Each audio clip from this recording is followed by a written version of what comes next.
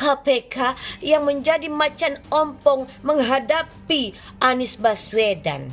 Ada apa dengan KPK sehingga dia tidak berdaya untuk mengungkap kasus Formula E dan banyak proyek-proyek siluman, proyek-proyek yang dananya di markup di Pemprov DKI. Ada apa? Kenapa KPK menjadi macan ompong di depan Anies Baswedan? Ada apa? Nyai lupa ya, bukankah ketua KPK itu Firly itu punya dosa juga ya? Gaya hidupnya tinggi sekali itu Firly. Nyai baca di berita kalau ketua KPK ini pernah ya naik helikopter mewah. Jadi mungkin itu jadi membuat dia itu sekarang mau ngapa-ngapain takut karena dia punya dosa. Gaya hidupnya tuh mewah. Makanya dia nggak bisa kerja dengan baik dan profesional karena ketua KPK-nya sendiri punya dosa dan malu kepada masyarakat. Jadi kalau seumpamanya dia mau mengutak-atik kasus yang ada di DKI, mungkin Novel Baswedan akan menyerang dengan membuka kasus-kasus yang ada pada ketua KPK itu sendiri. Pantesan dia nggak berani ya kan membuka fakta kebenaran kasus Formula E yang ada di DKI, ya kan? Dan kabarnya dengar katanya itu Formula E itu yang makan uangnya juga rame-rame, ada juga DPRD DKI. Ya tangkaplah, ya kan? Siapapun gitu loh. Mau itu dari partainya sekalipun, ketua DPRD-nya atau anggota DPRD-nya tangkap. Namanya dia udah merugikan negara, merugikan rakyat. Tangkap kalau betul ada penyelewengan dana di Formula E. Tangkap tuh anggota-anggota DPRD DKI dan Anies Baswedan. Selesaikan Formula E itu. Gitu loh. Ya itulah ya, Formula itu penuh kepentingan politik. Jadi agak susah dibuka, katanya begitu. Tapi buat Nyai, kebenaran adalah kebenaran. Mau ada kepentingan politik sekalipun di dalam itu, kalau itu maling uang negara, sikat. Ya kan? Tindak tegas. Cuman ya susah. Lembaga KPK-nya sendiri, oknum-oknumnya itu juga banyak maling, banyak jual-jual kasus, banyak mengadakan saksi palsu. Juga banyak katanya nih ya, itu waktu ketemu sama beberapa orang di sebuah penjara gitu ya. Mereka bilang itu waktu si Novel Baswedan itu menjadi penyidik KPK tuh ditawarin mau berapa tahun. Itunya di penjaranya mau berapa tahun. Itu ada harganya. Ya kan? Mau 2 tahun sekian, 5 tahun sekian, 10 tahun sekian, 12 tahun sekian. Kalau seumpamanya si koruptor ini tidak mau memberikan uang, ya diperberat, ya kan? Nah itulah kerjanya KPK, ya. Kita kan selama ini beranggap KPK itu adalah orang-orangnya bersih seperti malaikat. Ternyata tidak, manusia tetap manusia. Manusia penuh kelemahan, penuh dosa, pasti doyan duit. Yang bersih itu lembaganya. Tapi oknum-oknum di dalam tubuh KPK itu tetap manusia biasa. Jadi kalau seumpamanya kasus Formula E ini diungkap, ya maling teriak maling. Dan terutama ketua KPK-nya juga gaya hidupnya hedon sekali. Jadi akhirnya dia menjadi ketua KPK itu tidak profesional dan penuh tekanan dan ketakutan. Ya ketakutan dengan dosa-dosanya sendirilah. Ya kan? Gitu loh.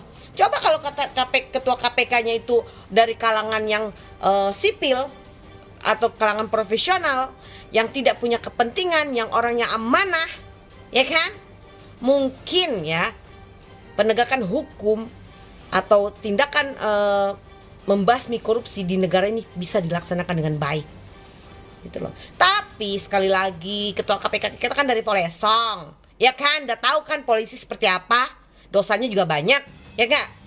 Nah terutama ini ketua KPK ini gaya hidupnya tinggi, naik helikopter mewah, gaya hidupnya tinggi, pakai barang-barang branded.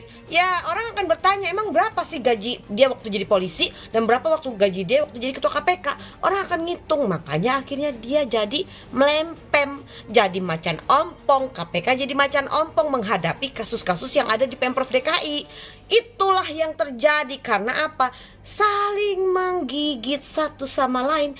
Makanya Nyai bilang dari kemarin-kemarin bahwa apabila KPK berani menyentuh Anies Baswedan, maka si Novel ini, saudara si Anies ini ya, yang pura-pura buta ini, dia akan membongkar ya borok-borok oknum-oknum KPK yang masih ada di KPK, termasuk yang sudah keluar. Itu ancamannya. Jadi mereka tuh saling menggini, megang kartu truf. Itu loh. Itulah kalau kita tuh mempunyai ketua KPK yang memang nggak profesional ya, yang gaya hidupnya masih terlalu tinggi, gitu, yang punya banyak dosa. Akhirnya begini nih, ya penyelesaian kasus-kasus korupsi yang ada di negara kita ini nggak selesai dengan baik, gitu loh. Ya karena ketua KPK-nya juga punya dosa, gaya hidupnya tinggi, ya. Pusing Nyai ngeliat ini. Tapi Nyai berharap kepada Allah Subhanahu Wa Taala, ya. Semoga mau seperti apapun hebatnya kong kali kong kejahatan yang dilakukan oleh Anies Baswedan, ya, menyalahgunakan kewenangan atau menyalahgunakan anggaran Formula E ataupun anggaran yang ada di Pemprov DKI. Nyai yakin suatu hari nanti Allah Subhanahu Wa Taala akan menurunkan azab yang seberat-beratnya kepada Anies Baswedan CS. Baswedan sudah turun tahta, sudah tidak lagi menjabat sebagai Gubernur DKI Jakarta, tetapi KPK malah sulit bongkar kasus Formula E, dan juga ada indikasi dalam dana bantuan sosial yang hari-hari ini juga menjadi viral di Twitter. KPK sepertinya tidak ada langkah-langkah yang dibuat untuk memeriksa adanya dugaan kasus tindak pidana korupsi di sana. Nah, teman-teman, Komisi Pemberantasan Korupsi atau KPK masih belum bisa menyimpulkan apakah adanya dugaan korupsi dalam Formula E di DKI Jakarta.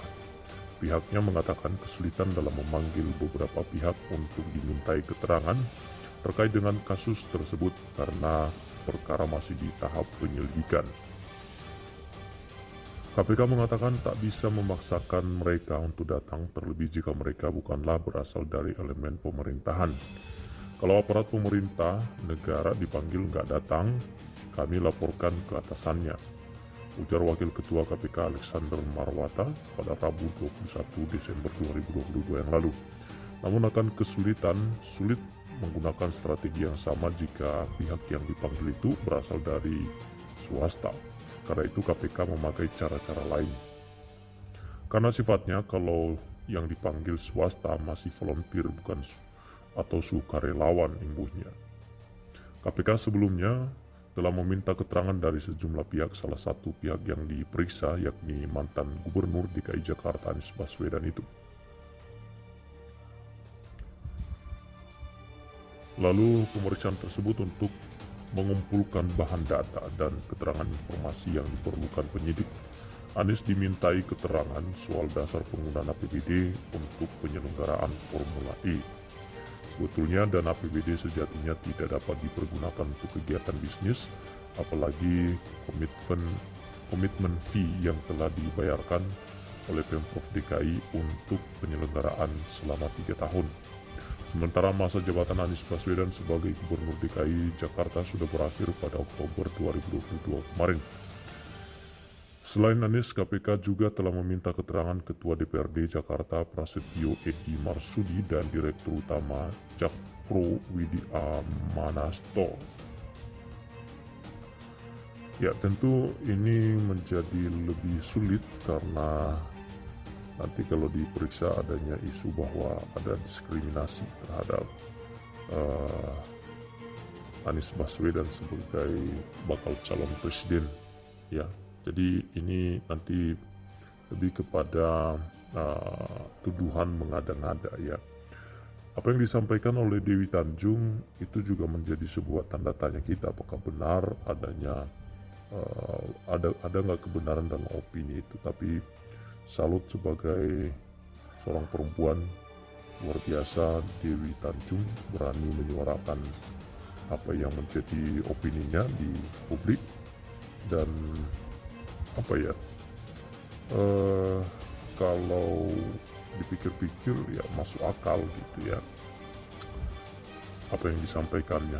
Tetapi biarlah nanti pihak dari aparat penegak hukum KPK bisa menjawab apa yang disampaikan oleh Dewi Tanjungnya. Tak ada alasan KPK untuk tidak menetapkan Anies Baswedan jadi tersangka.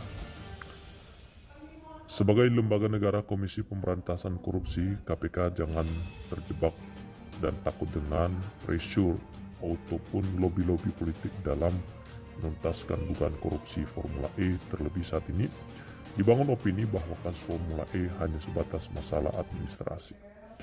Agar tidak menjadi polemik yang berkepanjangan serta bahan gorengan politik, maka saya akan sajikan data mengenai Formula E sesuai dengan Memorandum of Understanding atau MOU atau perjanjian antara PT Jakpro dengan FIO. Oke, teman-teman, Pemprov DKI Jakarta sebagai penjamin atau disebut sebagai parental guarantee, ya, di mana dalam perjanjian tersebut akan melakukan kewajiban membayar komitmen fee dan kewajiban lainnya apabila PT Jakpro tidak dapat melaksanakan kewajibannya kepada FIO. Komitmen fee tersebut berjangka waktu selama 5 tahun. Adapun rincian pembayarannya setiap tahun sebagai berikut. Ada beberapa sesi seperti yang teman-teman lihat di layar.